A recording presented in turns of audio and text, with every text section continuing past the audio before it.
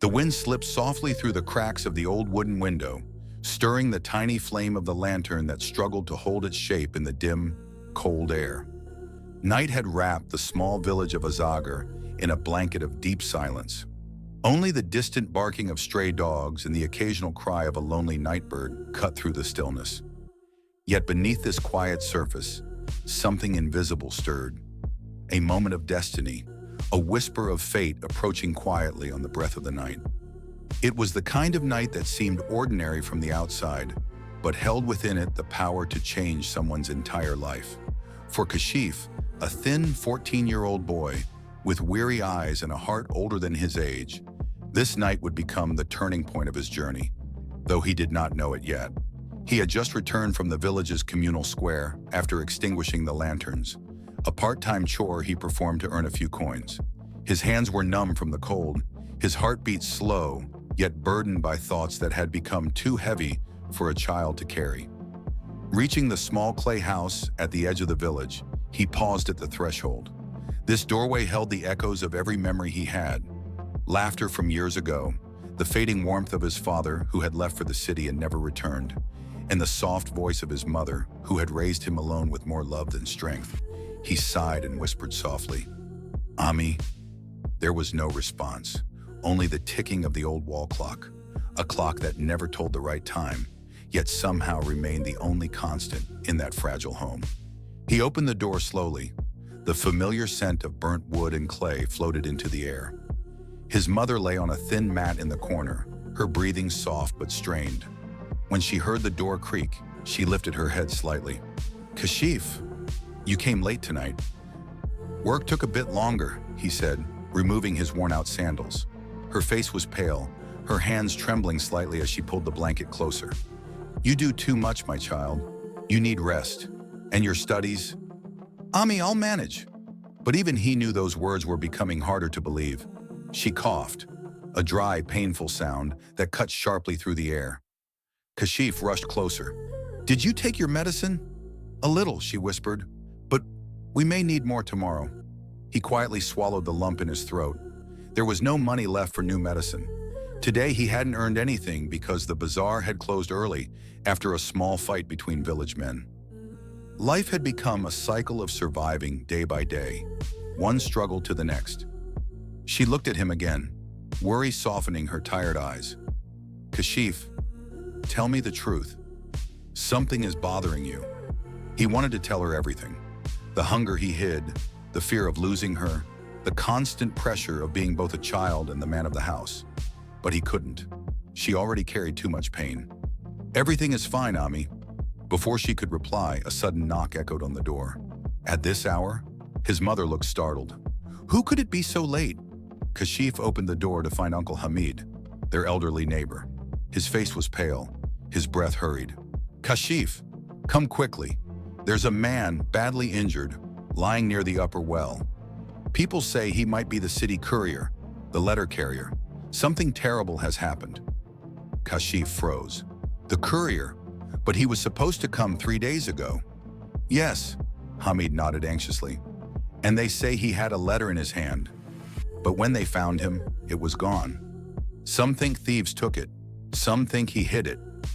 Kashif's heartbeat quickened. His mother whispered weakly, "Go, my child, and be careful. Tell me everything when you return."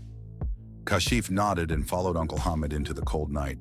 The clouds above rumbled softly. The path was slippery, as though it had rained recently. Every step deepened Kashif's unease, as if this night was not just an accident unfolding, but something larger, something that would wrap its fingers around his destiny. When they reached the old well, a crowd had already gathered. Lanterns flickered in trembling hands. Low murmurings filled the air. "He's dying. He was carrying something. They attacked him. Must be robbers. No one knows what he was delivering."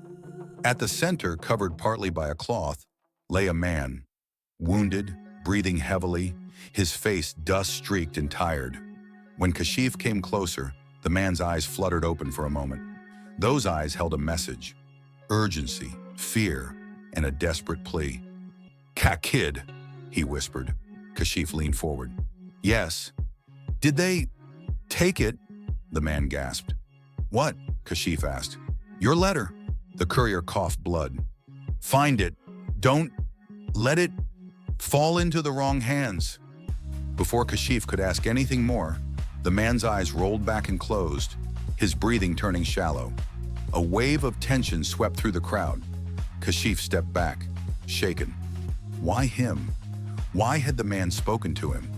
The villagers lifted the injured courier to take him to the healer's hut. The crowd slowly dispersed, but something tugged at Kashif, something he couldn't explain. So he walked around the well, scanning the ground. Perhaps the letter had fallen nearby. And then, a faint shimmer caught his eye. Half buried under mud, stuck between stones, he saw a corner of a crumpled envelope. He pulled it free. There was no doubt. This was the missing letter. It was addressed to Mr. Maqsood, Azagar Village.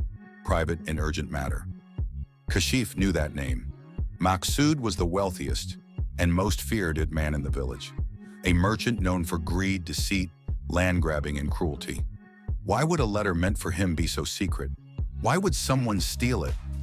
Kashif stared at the envelope, a storm of questions gathering inside him. Should he hand it over?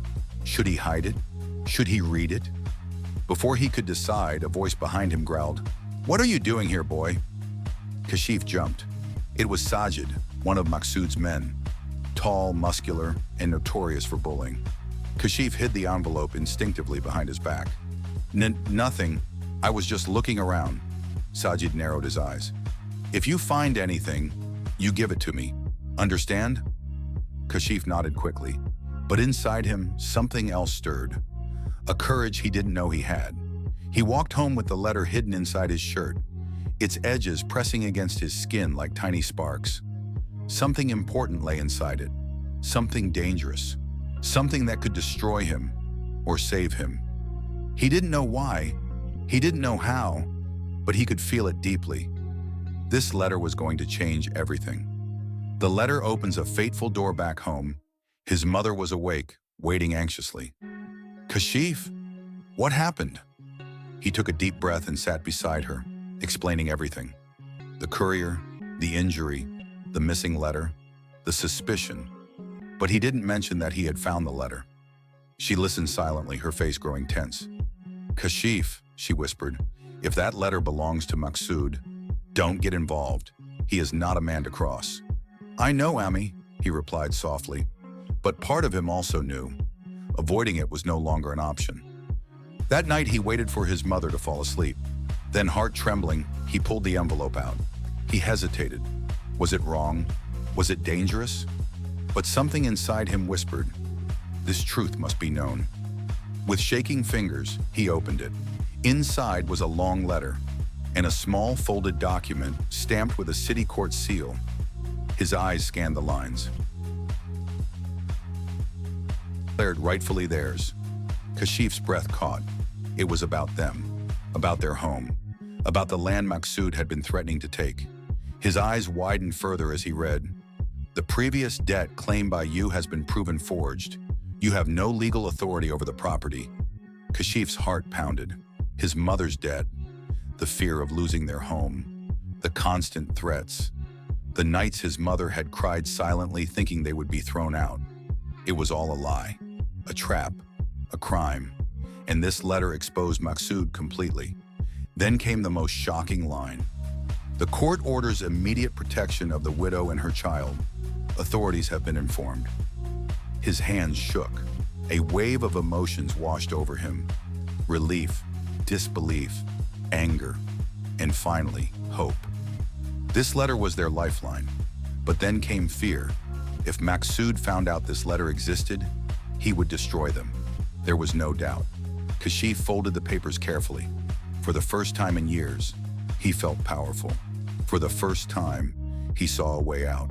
But the danger had only begun. The storm begins. The next morning, chaos spread in the village. Maqsood's men were looking everywhere. Sajid was shouting, "Find that letter! Search every corner!" Kashif pretended not to know anything, but his heart raced with every passing second. He went to check on the courier at the healer's hut. The man was unconscious but alive. A healer whispered, "He'll survive, slowly." Kashif felt relief wash through him, but he also knew before the courier awoke, Maksud would want that letter gone forever. He hurried home. His mother saw the panic in his eyes. "What happened? They're searching for the letter." Her face paled.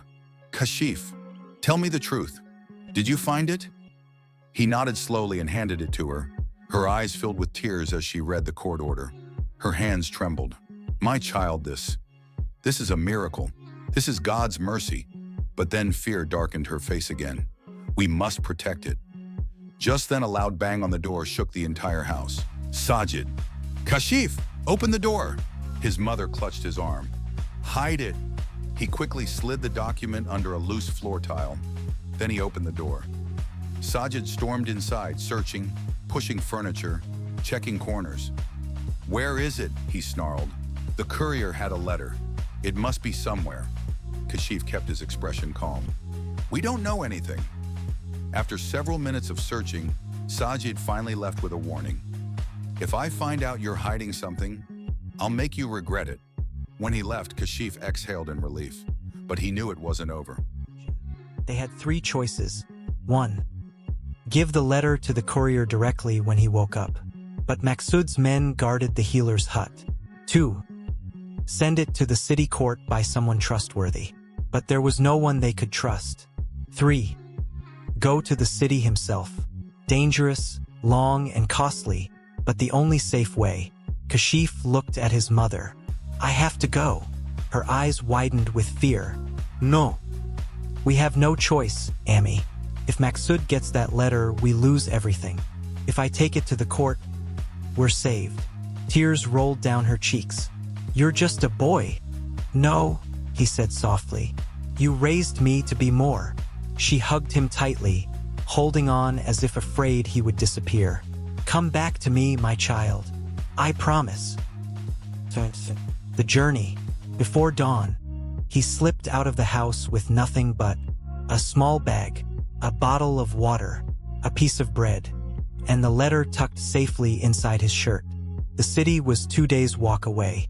He began down the dusty road as the sun rose behind him. Every hour brought challenges: thirst, hunger, strangers on the road, rumors of thieves, the constant fear of Maksud's men following him.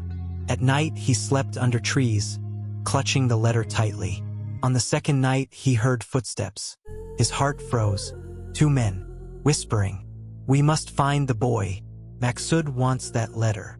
He crawled deeper into the bushes, holding his breath. The men passed dangerously close, so close he could smell tobacco on their clothes, but they didn't see him. He waited until they disappeared. Then he ran.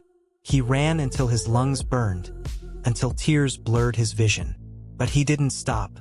He couldn't. By afternoon the next day, exhausted, starving, and sleep-deprived, Kashif reached the city. Felt like another world. Tall buildings, rushing people, clanging rickshaws, vendors shouting, everything loud, fast, overwhelming. But he didn't have time to be amazed. He went straight to the courthouse. The guard stopped him. "Children aren't allowed inside." Kashif pleaded, "Please, it's urgent. It's about a crime in my village." The guard frowned. "Let me call someone."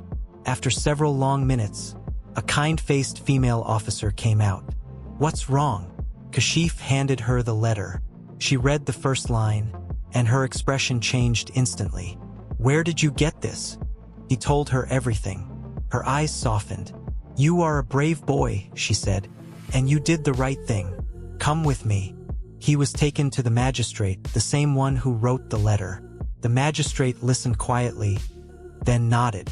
"You've done something extraordinary, Kashif. This document was supposed to protect your family. Those who tried to steal it will face the law." He wrote a new official order. Then he called 2 policemen. "Escort this boy safely home, and arrest Maksud and his men."